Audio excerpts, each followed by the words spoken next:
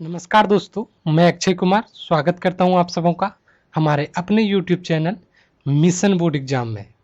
दोस्तों, यदि आप हमारे चैनल पर नए हैं तो सबसे पहले आप हमारे चैनल को सब्सक्राइब कर लें और बगल में घंटा जरूर दिख रहा होगा, उसे तो दबा ही दीजिएगा। उससे आपको होगा फ़ायदा क्या कि जैसे ही मैं इस चैनल पर कोई वीडियो अपलोड करूँगा, आपको तुरंत पता चल जाएगा, नोटिफिकेशन मिल जाएगा कि इस चैनल पर वीडियो अपलोड हो चुका है। अब बाकी जो पहले से ही हमारे चैनल को सब्सक्राइब किए हुए हैं उसके लिए बहुत बहुत धन्यवाद। बाकी चलते हैं आज के टॉपिक। आज का टॉपिक जो वो ऑब्जेक्टिव है, 20 के दांत चैप्टर जो हम लोग सारा कवर कर लेते, बट ऑब्जेक्टिव इसका मैं चैनल पर नहीं अपलोड किया था क्योंकि मैं किसी दूसरे काम में व्यस्त होने की वजह से वीडियो नहीं बना पा रहा था। तो समय मिला तो मैंने सोचा कि चलो वीडियो बना लेनी चाहिए, तो उसके लिए माफ़ी चाहते हैं क्योंकि थोड़ा समय का अभाव रहता है हमारे पास। तो चलिए देखते हैं 20 के दांत चैप्टर जो है, इसका ऑब्जेक्टिव है जो एक नलिन बिलोचन शर्मा द्वारा लिखित एक व्यंग्यात्मक कहानी है।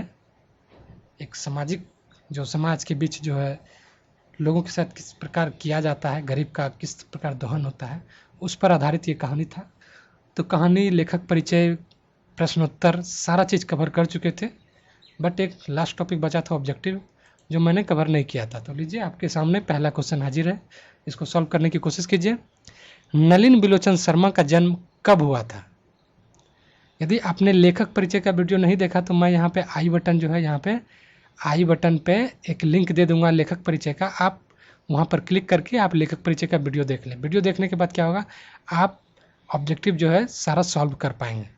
तो लीजिए आपके पास मैं 4 ऑप्शन दे रहा हूँ। पहला ऑप्शन है 18 फरवरी 1959, दूसरा ऑप्शन है 18 फरवरी 1916, तीसरा है 12 सितंबर 1961 और चौथा है 12 सितंबर 1916। तो थोड़ा सा लगाइए माथा, दिमाग कि इसका कौन सा आंसर सही होनी चाहिए। तो लीजिए मैं आंसर भी दे रहा हूँ, 18 फरवरी 1916। क्या सही हुआ आपका आंसर? सही हुआ तो उसके लिए बहुत बहुत आभार। दूसरा क्वेश्चन देखते हैं। नलिन बिलोचन शर्मा का जन्म कहाँ हुआ था? तो कहाँ हुआ था? पटना के बदरघाट में, या पटना के कृष्णा घाट में, या पटना के गांधी घाट में, या पटना के रानी घाट में? 4 ऑप्शन में कोई एक आंसर, एक उत्तर सही है। अब आप सोचिए कौन सा आंसर सही है। जी जरूर जरूर, पटना के बदरघाट में है, बिल्कुल राइट आंसर। तो चलिए अगला क्वेश्चन देखते हैं। प्रश्न संख्या 3। नलिन बिलोचन शर्मा का जन्मना भाषा क्या था? यानी वो जिस परिवेश में, जिस समाज के बीच वो जन्म लिया था, वहाँ का कुछ अपना भाषा होता है। तो वो भाषा क्या था? कौन सा भाषा था? पहला था भोजपुरी, या मैथिली, या अंगिका, या मगही। इन चारों में से कोई एक भाषा था। थोड़ा सा सोचिए, अपने दिमाग पर जोर डालिए। जी इसका आंसर पहला है, भोजपुरी। वो भोजपुरी भाषी थे।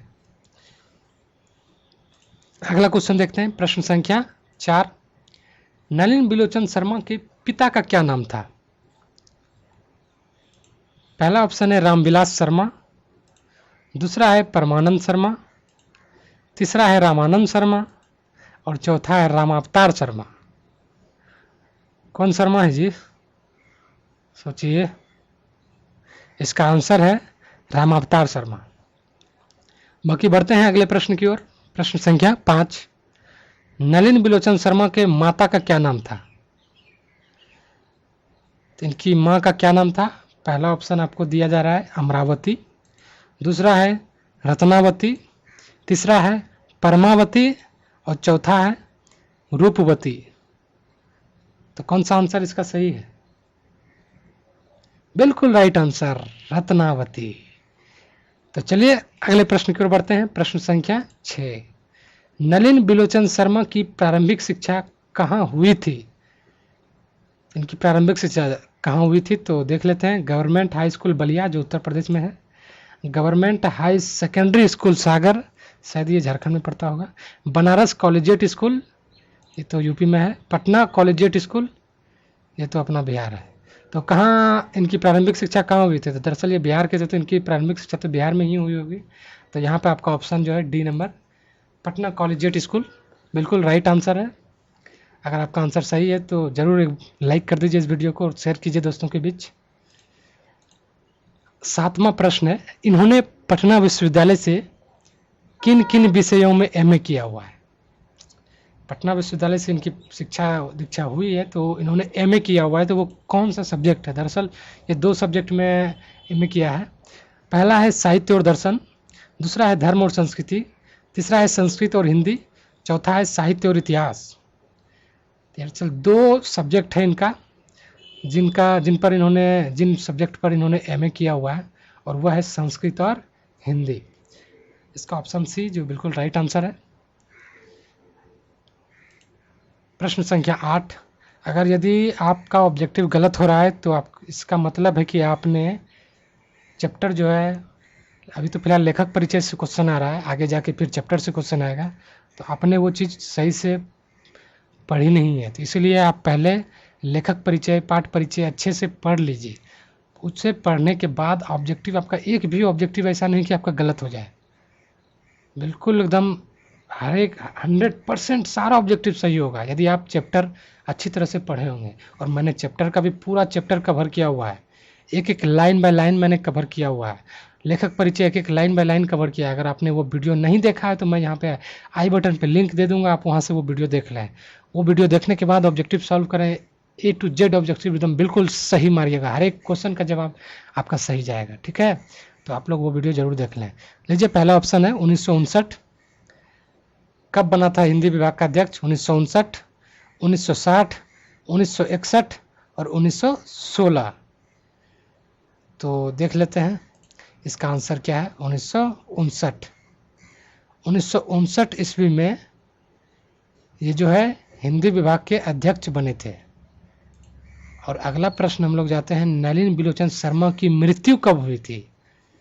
तो पहला ऑप्शन है आपका 18 फरवरी 1916 को, दूसरा 18 फरवरी 1961, तीसरा 12 सितंबर 1916 और चौथा ऑप्शन है 12 सितंबर 1961।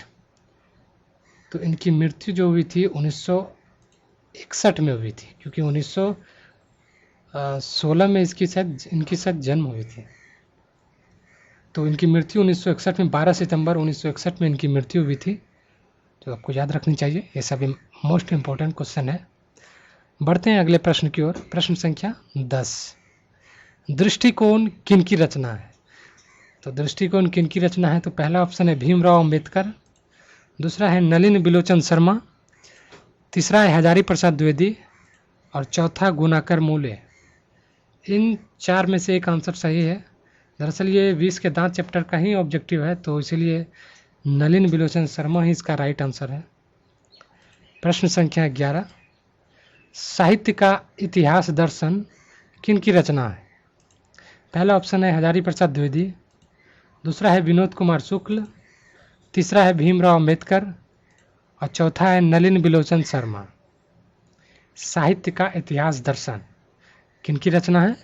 तो नलिन बिलोचन शर्मा इस चैप्टर का है, तो इसमें तो 20 के दांत चैप्टर है, तो नलिन बिलोचन शर्मा ही इनकी रचना है। ऐसे भी आप अंदाज से अगर मारिएगा तो यही सही होगा, लेकिन अगर मिला जुला क्वेश्चन होगा उसमें आप अंदाज चलाइएगा तो दिक्कत हो जाएगा, आपको याद रखना जरूरी है। तो बढ़ते हैं अगले प्रश्न की ओर। प्रश्न संख्या 12, नलिन बिलोचन शर्मा किन किन कॉलेज वो विश्वविद्यालय के प्राध्यापक रहे हैं? तो पहला है हरप्रसाद दास जैन कॉलेज आरा, रांची विश्वविद्यालय, पटना विश्वविद्यालय या इनमें से सभी? तो इसका आंसर जो है इनमें से सभी होगा, क्योंकि इस कॉलेज हरप्रसाद दास जैन कॉलेज आरा जो है इसके भी वो प्राध्यापक रहे हैं, रांची विश्वविद्यालय के और पटना विश्वविद्यालय के।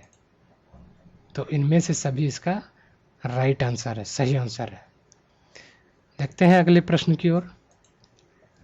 प्रश्न संख्या 13, 20 के दांत कहानी किससे लिया गया है? तो 20 के दांत कहानी मानदंड से लिया गया है, कहानी संग्रह से लिया गया है, साहित्य का इतिहास दर्शन या दृष्टिकोण? ये कहानी संग्रह से लिया गया है, कहानी संग्रह। प्रश्न संख्या 14, सेन साहब की काले रंग की नई मोटर कार का कितने में खरीदा था? मोटर कार को, यहाँ पे को होगा, कितने में खरीदा था? उनकी जो मोटर कार चमचमाती काले रंग की एकदम चमचमाती मोटर कार थी, वो कितने में खरीदा था? उसका क्या प्राइस था? तो 7,500 रुपये, 8,500 रुपये, 9,500, 10,500। तो कौन सा आंसर सही है? थोड़ा सा भी जोर डालिए अपने दिमाग पर। बिल्कुल राइट आंसर, 7,500। बढ़ते हैं प्रश्न संख्या 15। सेन साहब की कितनी लड़कियां थी? ये तो आराम से बता देंगे। 3, 4, 5 या 6? कितनी लड़कियां थी सेन साहब की? सेन साहब की कितनी लड़कियां थी?